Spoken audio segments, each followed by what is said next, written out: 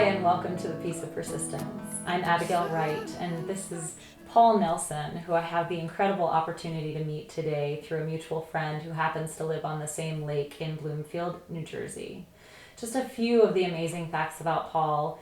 Born in 1916, he's seen quite a lot, not unlike his grandfather, who's actually a bodyguard for Lincoln. After surviving smallpox as a child, he managed to win the running broad jump in Los Angeles in 5th and 6th grade, moved around the western United States with his family, and finally landed in Galesburg, Illinois, where he went to college and graduated with a degree from Knox College in chemistry and a minor in math. Somehow, he never managed to take a final exam. Paul met his wife Sina while working as a shift supervisor for Dupont in an acid laboratory. When they moved him ahead of her to Richland, Washington, he actually had to do all of their wedding plans. She traveled alone to meet him there in 1944, and they've been together ever since.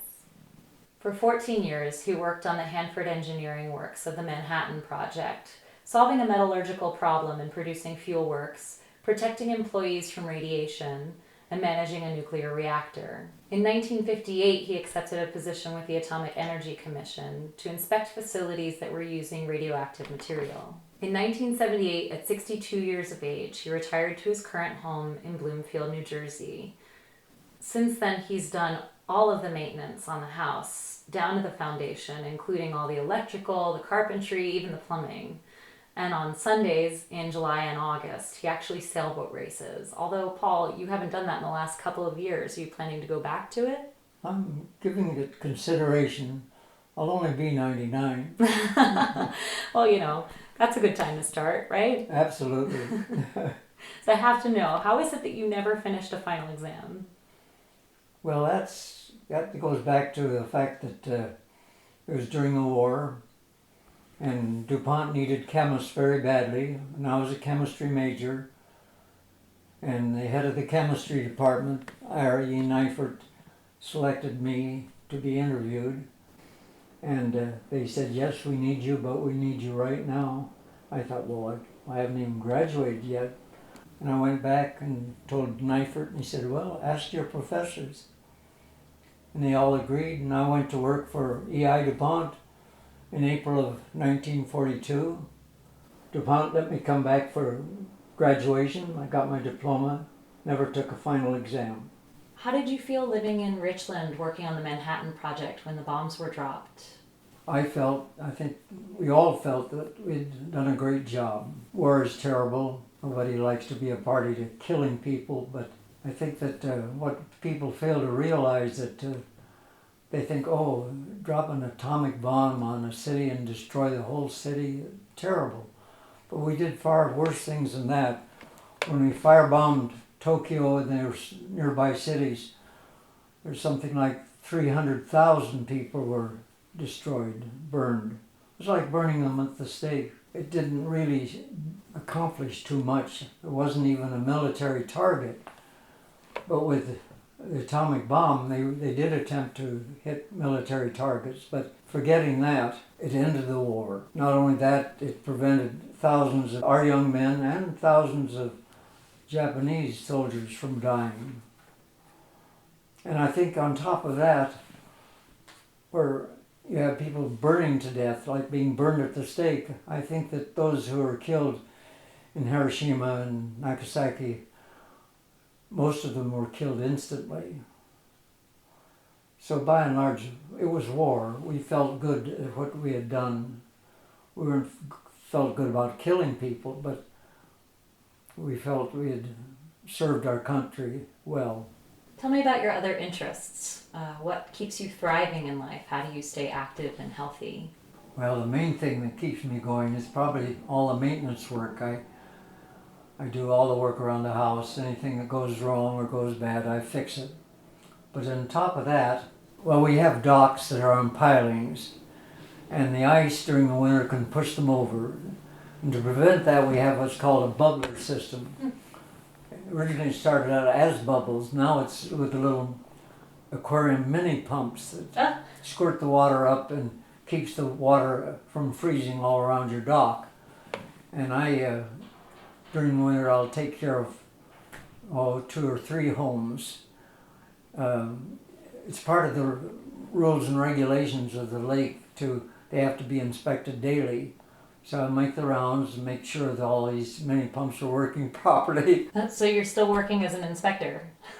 Yeah, you're right in a way. In some ways it's a little tough to get down on the dock when there's snow and ice and so on. But so that keeps me quite busy. Then as far as mentally, I do read a lot. Some technical books, nonfiction. But one thing we do which stimulates the brain, I guess, I hope, is that we have happy hour at 4 o'clock. And along with happy hour, we play rummy cube. It's not just all chance. It takes a bit of mental gymnastics, if you will, to do it right. Sure. I keep my mind active that way by reading And you've spent some time learning too. Did you mention? I thought I'd have a small sailing sloop to go out on the ocean.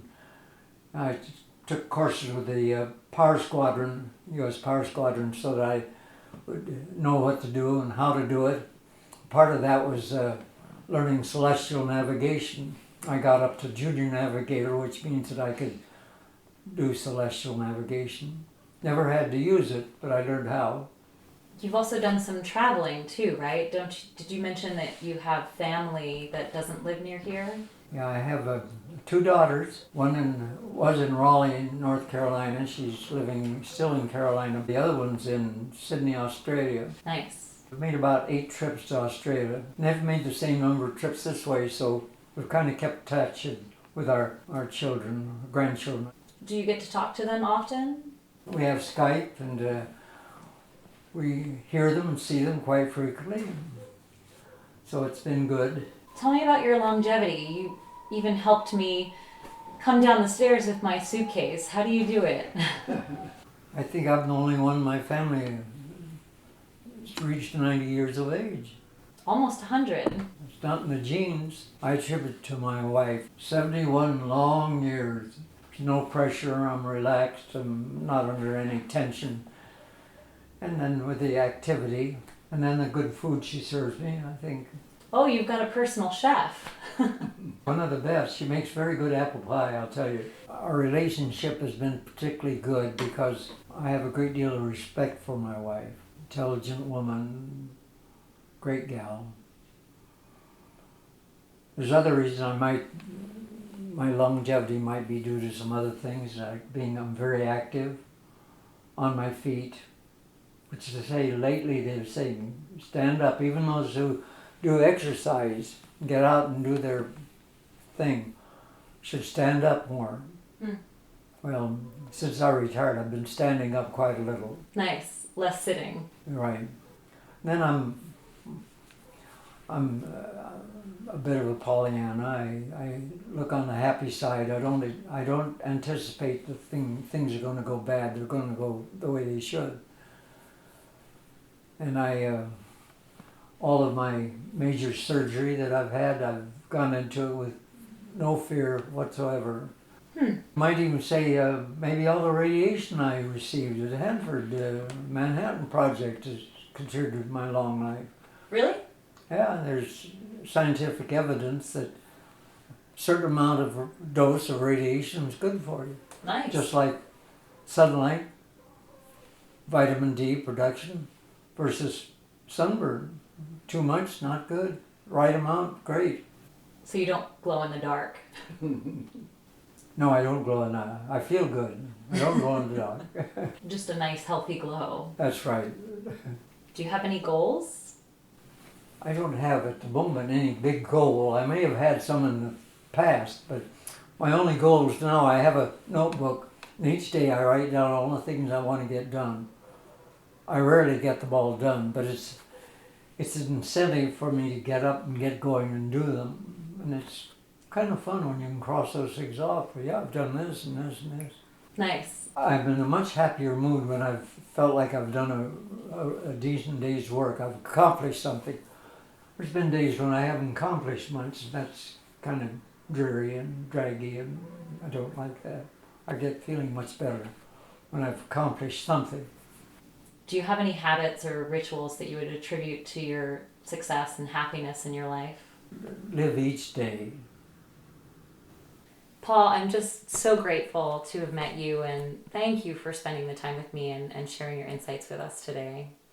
It's been my pleasure. Mine too. And thank you so much, as always, for joining us on The Piece of Persistence. Please share your comments, write a review, and share us with your friends if you liked today's episode.